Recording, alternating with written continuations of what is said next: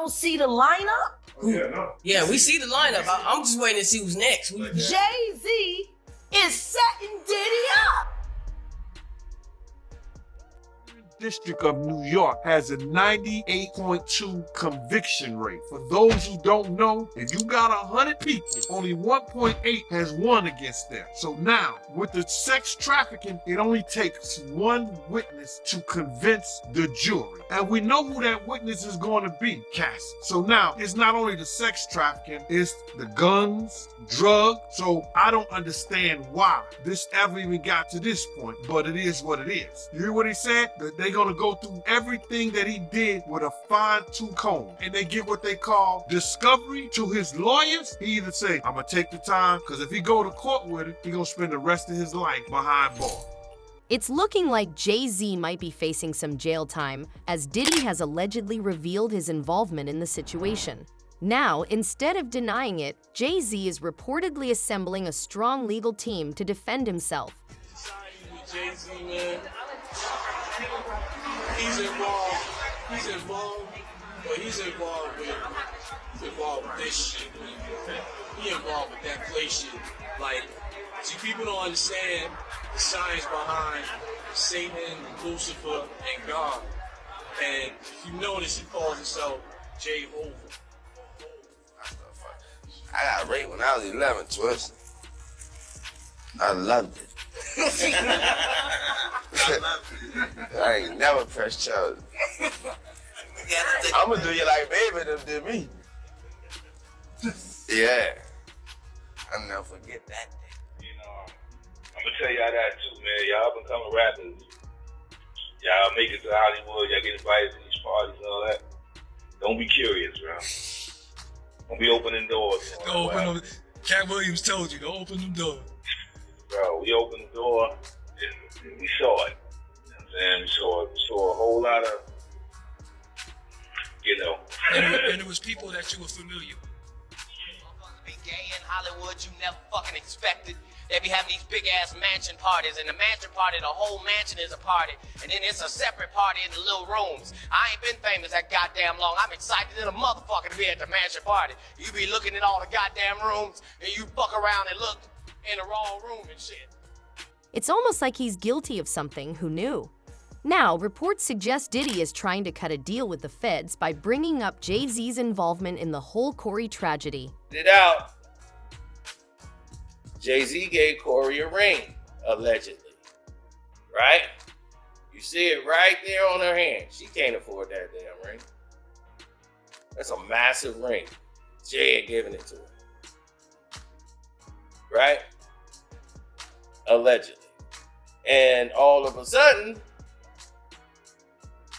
after she's deceased and dead and gone, that ring is on Beyonce's finger. When she died, that ring wasn't found. Is J&B's involvement in the Corey tragedy. Now, everybody's been talking about this recently because the lady that was supposed to conduct the interview with this lady, who's known as Kathy White in the news,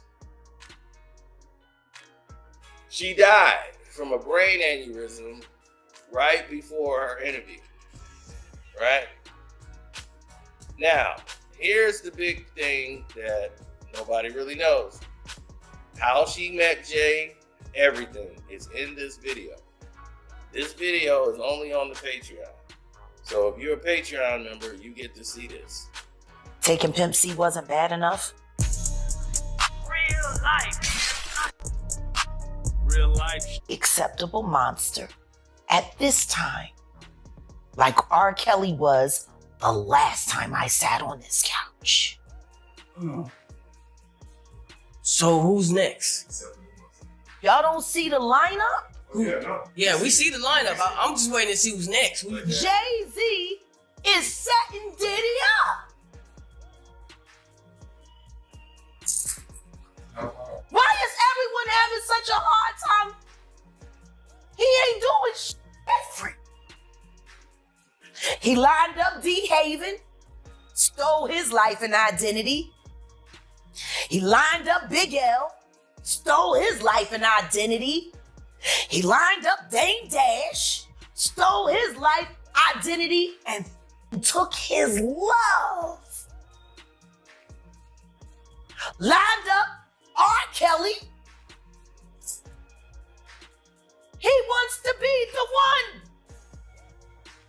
And shout out D Haven. He actually hit us up, wanted to tell this story. You need to talk to D. Haven. We need to talk to him. I told you that last year when I put you on the phone with him. You did. I want you to think about this. Allegedly, Sean Carter is responsible for enacting Hype Williams to put Aaliyah on a faulty plane to move her out the way as punishment for rejecting him, and so he could level up Beyonce, who was struggling. Let's just say allegedly that happened. Now I want you to think about 106th and Park with Mary J. Blige. Free, who is a victim of Sean Carter. Yeah. Mary J. Blige, who is a victim of Sean Combs, are sitting there talking about the death of Aaliyah amongst each other. Think about that. You got a Diddy victim, you got a Jay-Z victim, and you got a superstar gone. They know what happened. And yet, they had to sit there and have that conversation like they didn't know who did it. Think of the power of that moment. Think about Claudia Jordan right now. Claudia Jordan don't ever mention my mother name. She mentioned it yesterday. Talking about why people are afraid to come forward. You mean like you? There's a high chance Lucy and Grell will be going down with him. It's been revealed that they were all involved in the freak-offs and ran a sex ring together. Diddy may have been the face of it all, and he's the one getting caught, but he's not going down alone. I never thought these words would come out my mouth, but Candace Owens is onto something, and that did not feel comfortable at all. So Candace says the reason mainstream news is not picking up this lawsuit, is not paying attention to Diddy at all, is because of this man right here, Lucian Greenwich. He is one of the most powerful men in Hollywood and music. And he been up in Diddy's room. So this man right here is Sir Lucian Charles Greenwich. He's been the CEO of Universal Music Group since 2010, so you know he done seen some shit. So I had to go to the damn documents. I had to see if this man was actually named, and he is. As you can see, it says Lucian Charles Greenwich, and it also says Universal Music Group. On top of that, it says Ethiopia. I cannot fuck up her last name. I refuse to. But she was also a big person in Universal Music Group. And then Christina Coramham, Lord forgive me. But she was like Diddy's second hand. And here on page 4, they are all listed by name and picture and description. So, this is messed up. So if you go down to page 28 of the lawsuit, everything is up in this bad boy. So let me just read a little bit and you can pause to read the rest. Defendant Greenwich sponsored and attended several Love album listening parties at Mr. Combs' home in Los Angeles, California. These parties were sponsored by defendants Mr. LR, which I don't know who that is, and UMG, which is Universal Music Group. As evidence above, the parties had ex-workers, I can't say the word, and underage girls present. During these parties, defendant Greenwich knew or should have known Mr. Combs was drugging the attendees through laced bottles of Dalan tequila and Ciroc vodka. He was using his own shit. Baby, this is bad. But baby, I found tea at the bottom. So if you read this little note at the bottom, it will tell you why UNG removed their music from TikTok and who is actually to blame. I just want to throw that. Baby, there are more pages you can pause to read, but basically it's that this man knew about all the parties. This man was around all of this. This man never stopped anything. This man, nor Christina, nor Ethiopia had stopped anything that was happening. They let Diddy run wild. And that's why they are being mentioned in this lawsuit. And I guess this is why people are not making it bigger than social media, because I have not really seen this lawsuit in mainstream media, like Fox, like CNN, none of that stuff really. But baby, this is getting bigger. Who the hell is this? You may have seen him with Justin Bieber or The Weeknd, and you might have even heard his name in the Diddy lawsuit. This is Sir Lucian Greenwich. He's the CEO and chairman of Universal Music Group and the most powerful man in entertainment. Grange grew up in North London and dropped out of school by 18 and started working as a runner at a talent scout company. He then started hitting up every label executive until the chairman of CBS Records gave him a chance on the A&R team. Over the next 2 decades, Lucien climbed the ranks until 2005, where he became the chairman of Universal's UK division. And by 2011, he was the chairman and CEO of all of Universal Music Group. And since taking over Universal, he's more than quadrupled the value of the company. It's worth about $55 billion right now. And they also own all the biggest artists. In fact, 70% of the songs on Billboard are owned by UMG. Lucien is considered the most powerful man in entertainment and was named the executive of the decade in 2020. But now Lucien is being talked about in the Diddy conspiracies. Even though he claims he has nothing to do with it, people think if he didn't know about it, that he should have. The mainstream media has remained quiet about his involvement with Diddy, as revealed in the lawsuit. He was last seen attending the City of Hope Gala, the final Hollywood event Diddy attended, which honored hip-hop mogul Yor Cohen. He has since denied the allegations and is taking legal action. I don't really know this guy that well.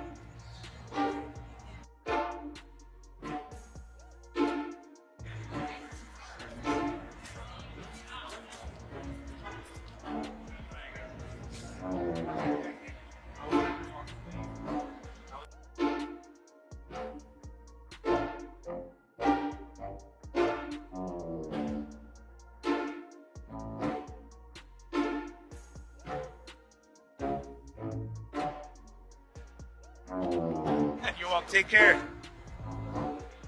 He's the CEO of Universal Music. This guy runs the record industry.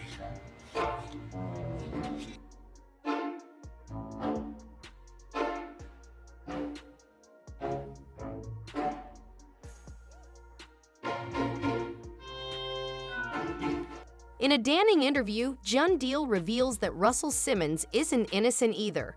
If you think Diddy mastered the art of grooming and using manipulative tactics to lure women, you're about to meet the man who taught him everything, Russell Simmons. You could tell the difference between a saint and a sinner. You understand? So him being up in a Diddy party, and it wasn't like that he wasn't partying, because the tape that I saw, he was dancing. And I'm like, wow, this excuse me, this the Rev at the Diddy party? I wonder who he laying hands on, and who he saved. But all jokes aside, man, you know, the saints supposed to be separate from the sinners. There's no way that you know what happens in Diddy party, and you supposed to be a Christian. You understand? You supposed to be his spiritual advisor, and you up in this party. Why are you there? Because it ain't like he can't come to your church, he can't come to your office. And I know that, you know, you are a part of Revolt. You understand? But are you looking for something else up in there? We just gonna hope that he ain't looking for the same thing Eddie Long was looking for. You knowing Diddy, right? You've been knowing him since the beginning. Like, what happened, man? Like, what made him get into all this freaky stuff? Like, him making his girl look up BBCs and him making male prostitutes smash his girl. Like, what happened, man? Like, I'm sure he was a normal dude at first. Like, what made him get into all this weirdo stuff? Bro, one individual is not here to defend himself, and that's Andre Harrell. Russell Simmons was one of his mentors too. What is Russell Simmons going through? He's going through women saying that he was abusive, women saying that they raped him, women saying that he drugged them. If you learn things like that from the people that you're around, the people that you hold high regards to, then you're going to become what they were. And with the fact that you taking drugs and everything now, it'll go rapid on you. And that's what happened to him, bro. Yo, I seen Puff smoke cigarettes, smoke weed on camera, and that wasn't the same dude that I knew. So I'm looking at this dude like, Yo, all he did was go to the third to the fourth power with this shit. He had it in him because he learned it from the beginning by seeing them and by being around them. And that's Russell Simmons, Andre Harrell now, being at those parties. So Russell Simmons and Andre Harrell is where Diddy got it from. Like all these wild parties and all this freaky stuff, it came from them. Well, bro, yeah, that's where he got it from. Andre ain't here to defend himself, but he was giving wild parties. They were doing things like that. My man Bill was his bodyguard. So they was doing things like that. So now you got women that came out and said Russell Simmons was doing stuff like that. But Russell Simmons said, I wasn't doing that because I took 7, 8, 9 lie detector tests and I passed them. Yeah, Russell, you also studied into that Buddhism and that yoga stuff like that, so you know how to control your body to let you know so you don't have any kind of panic mode when you take those tests.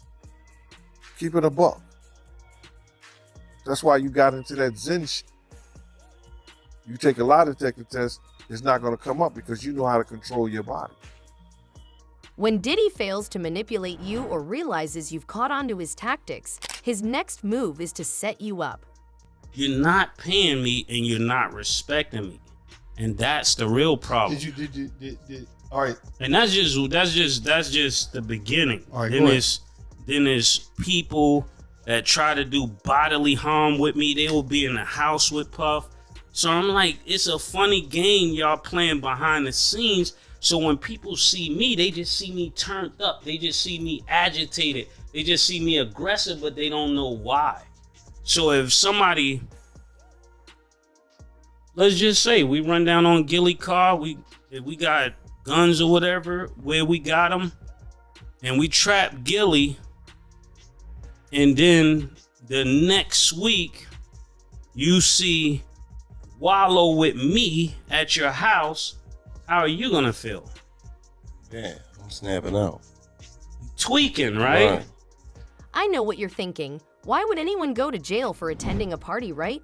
Well, Diddy's parties are a bit different. All kinds of wild and unimaginable things go down. These aren't your average parties. They've got after parties. And sometimes he runs two at the same mansion. One for the cameras and another for his hidden cameras. He might as well call himself the Diddler Bakery because everyone walking out of there is leaving with some sticky buns. Yeah, it was a couple records. I don't really remember the exact records though. How did they come about though? Him reaching out to you for you to write for him?